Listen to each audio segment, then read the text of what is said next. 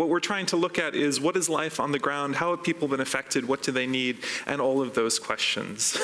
And joining us now, so directly to my right, we have Lyubov Mykhailova, who's the founder of Izolatsiia, or Isolation, which is an initiative for artists, so a platform for cultural initiatives. They do a lot of different projects. They especially support artists there, originally from Donetsk. They've evacuated to here.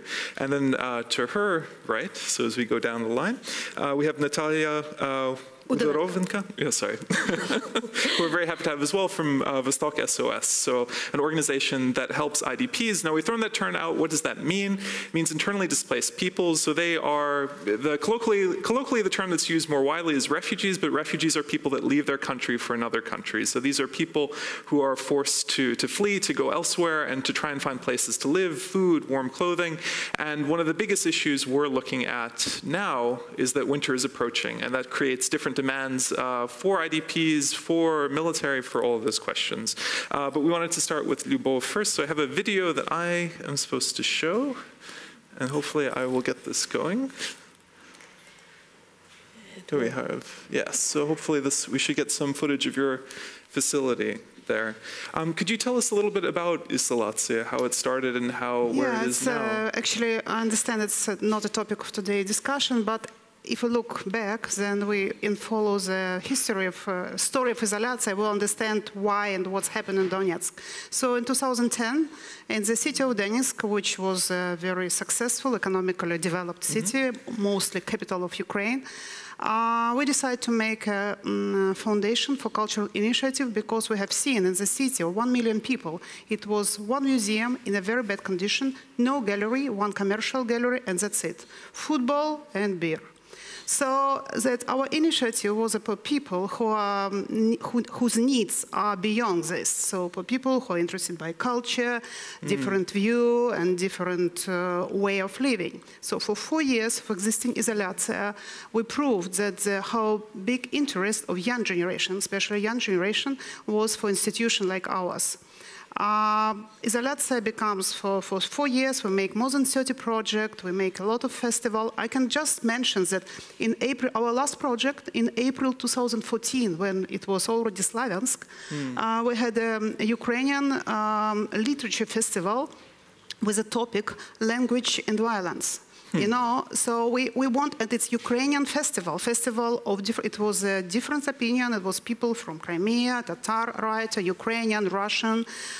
So we just wanted to show that we are different, but that is why it's a beautiful life. We are different, we can accept different opinion without Kalashnikov, we can discuss and we can find a way. So but Izolatsiia, of course, has a very strong, we are not political organization, but we had a very strong civil position, and of course, all our actions support the democratic processes. So in June 9, Izolatsiia was seized by militia, one of the militia group of so-called Donetsk Republic. The space of Izolatsiia was a factory, yes, correct? It was a factory, 7.5 hectares, with a beautiful shell. We just talked here about bomb shells, with a beautiful Soviet bomb shells. And this place was seized by militia, or whatever they call themselves, Cheka. And now the place with the people with the guns, under the reason it has to be used for humanitarian help coming from Russia. The people with Kalashnikov came to place, and of course we cannot, we have no Kalashnikov. So they took the place and they said, from now, from June 9, this place will be used for the help, for humanitarian help, which comes from Russia. Since 3 months we have seen development, and now we know that this is a place where the train fighters from, I think, Ossetia. They don't have names, so the guy a main guy called Mongol. And there is there is another, and we know that located a big quantity of weapons, so maybe this is a humanitarian help. And there is another organization which called Cheka, the Special Committee. It has a history of Soviet Union, where people are, our bomb shelters used as a prison, and they kept more than 100 people. Now we're in contact with the people who were able to escape, so we have some story of the people, what's going on inside of Izolatsiia. So if this is a help, humanitarian help of Russia, you know, it's such a very bright evidence what's going on. The just let's observer of European observer come inside and watch what's going on. So this is a story of Izolatsiia. We move people, we move team here in Kyiv, and I can say it's a very big quantity of young people, and not only young, who escaped. It was here some figures that Donetsk has 750,000 100,000 people, but I can say it's no way. It's 1,000 and 1,000 people left Donetsk, and I can tell you with a big responsibility. We have a practice, and once per month we meet with the people who left Donetsk. So it's a big quantity of people, mainly young people, who has no will to stay in the place where the gangs, where the criminality, where there is no future. So I can say all of these people left Donetsk, and it's a big humanitarian catastrophe in the way. And it's not a clean break either. You have families, some stay and others go, and that makes it very complicated. My question then would be also to Nataliya, who is actually coordinating the hotline of the also established by volunteers organization Vostok SOS, which is the East SOS, would be in English. Today we had the Deputy Secretary of the National Security Council who told people could leave. Really? Can people from Donetsk leave? Do they have the place to stay? How it's all organized? What is the basic need, you know? So originally, government proceeds some procedure how people can do that, but some of them dangerous, some of them simply doesn't work, or numbers not answering, and this organization really working not so well. So the only tool IDP have for now, I mean the only working tool, of course, it's a volunteering organizations or non-government organizations, and when they're shooting a lot, like for example, like yesterday in Donetsk and Lugansk, so we have really lot of calls and panic.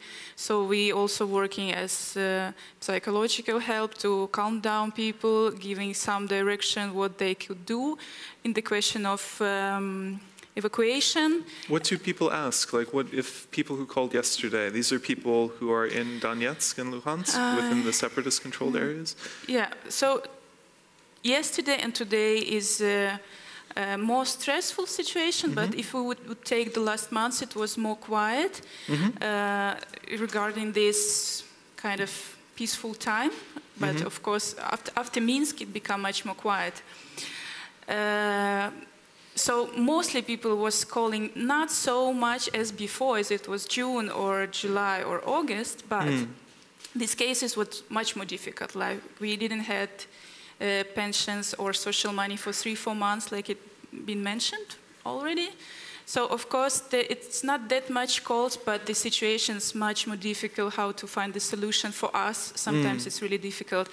And also with the question of the accommodation, like all the government, non-government organizations, we are always on the edge of having requests and having this possibility to accommodate the people. But is there a possibility to accommodate people, you know, on the national level? Does the state provide this accommodation?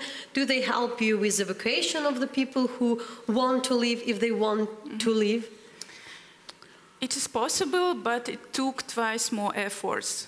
Like if they deny you and you're not giving up, but not many people do that. For example, if they tell me no, we don't have, we are full, no places to stay. If I'm asking for paper with this action from government, then they say, okay, we will find a place for you. But mostly it's well, and that's the challenge, because I mean, whether we're looking at military structures or other structures, there are failures of the governmental system where they can't provide what's needed, and that's when, you know, volunteers, whether from battalions to people supporting refugees, have come in to fill that void. Of course, it's possible to endlessly criticizing the work of government, but I think the question is that it's really a lot of people are moving. It's thousands, it's hundreds of thousands, and government never been ready for that. And in this respect, I just want to step away from the topic we talk now, and I want to say that there is the main question, there is no infrastructure of support, no infrastructure. We need this, we need that, but we don't work on infrastructure. So in this case, I just want to say that this year, the Pritzker Architectural Prize 2014, the most important architectural prize in the world, got Japanese architect Shigeru Ben for his disaster architecture, for his works which he does in Africa, in zone of disaster, how they organize places for living for people in disaster. I think Ukraine and places we have so many abundant industrial places. Let's do something where we can take people with a big quantity, use possibility of infrastructure, because we cannot go one by one, paper by paper. It's very difficult. Well, Lyubov, there is a question for you, because besides you you founded this cultural platform Izolatsiia, you owning the You used to own two factories in Horlovka and Stakhanov, which are the, under the, it's in Lugansk and Donetsk People's Republic. What happened to the employees? What happened to the people who work? Do they get any money? Where are they staying? They're exactly the people who don't have any savings. We talk to them, they have nothing. Yeah, situation is like this, because, it's industrial part of Donetsk and Lugansk region, and Gorlovka and Stakhanov, suddenly we are in two different, one company becomes in two different countries. So, but both of them has no infrastructure, no possibility to deliver raw materials, supply products and so on. So the rail system is completely destroyed, energy system, electricity destroyed. So since July, I can say industry falls down. I don't know this miracle, how Mr. Akhmetov managed to be able to work with his plans, and how the infrastructure is not blocked but probably some extra special work. Some tools, But for usual businessmen, for foreign investor, we don't know this in this country, in Donetsk and Lugansk Republic. So I can say that the people has their two-third salaries, but we understand now, so we had a hope from June, July that situation will be improved, and now we understand that there is no hope. So we start to inform people, according to Ukrainian law, that in 3 months we have to finish the company. So, but by this moment, a lot of people left themselves. A lot of people left in Russia. I can say honestly, a lot of people left to Russia, and there is some people who stay still in Gorlovka or Stakhanov. They have no chance to move somewhere, and this is the point where I think we're all responsible, and we're all limited people. We're all responsible, and we have to do something for this. And I've heard here this discussion before that we have to discuss Minsk or not Minsk. So I think it's still Ukrainian people, and we have to make efforts to support these people somehow.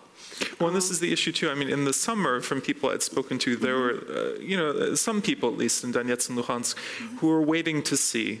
People had businesses, they had things that were there. They didn't want to just leave it. Or even if they just had an apartment, they were concerned that if, they just went, something would be broken into and all that money would be lost. So they were hoping, and maybe even beginning of September, there's some enthusiasm that maybe things will normalize, people will get paid, and it won't be perfect, but you can stay, because obviously it's much harder to go.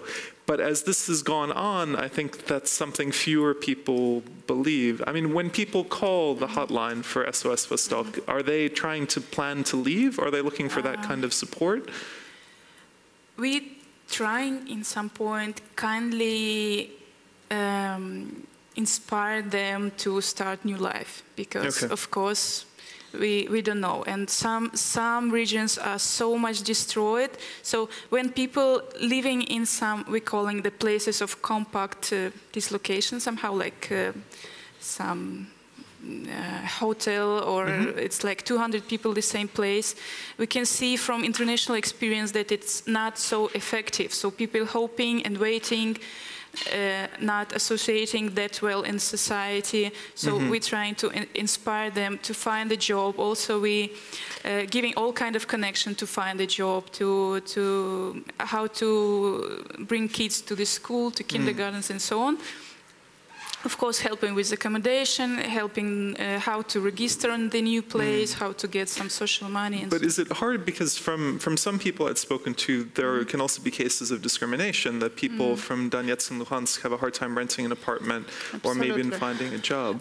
I can say two cases. First, of course, looking for places, the situation a little bit like this, it's true. The prices are higher, and sometimes people don't want to take these people from Lugansk and Donetsk region. But why? What's the image of them, or what makes them not want to? Mostly, these people simply confused. They simply don't know what to expect from these IDPs. Would they stay for long, or you're giving the place for rent and they will leave in 2 months? So if you more self-confident, you're talking to this landlord that I want to stay for at least a year, and they see you personally, then it works fine. But also today I had another example. With one social worker from Switzerland. We visited today one place where 150 people lives and 45 kids.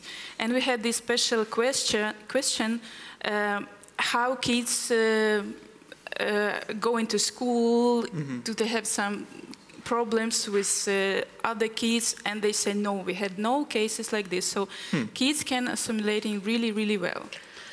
So that would be last question from me, Lyubov, that probably shortly as well. You've lived there in Donetsk for a long time. You have huge business there, and there is this idea of kind of a frozen conflict. Are you gonna back? What will you do with your business, and how the people of like you, what they think about the whole idea of the special status, if to be short? To be short, I can say that one story with this area, we don't know what's happened because we don't know what in the head of these people. Another story of behavior of Ukraine, who act absolutely inadequate to investors. So being investor, being completely ruined in this part of Ukraine, I have no support, even opposite, from Ukrainian government, national bank, tax authorities, so no understanding. As investor, I tell you, I would rather go to Venezuela and Latin America. That's what we know now, and thank you for joining and getting this insight, information from Donbas, the east of Ukraine.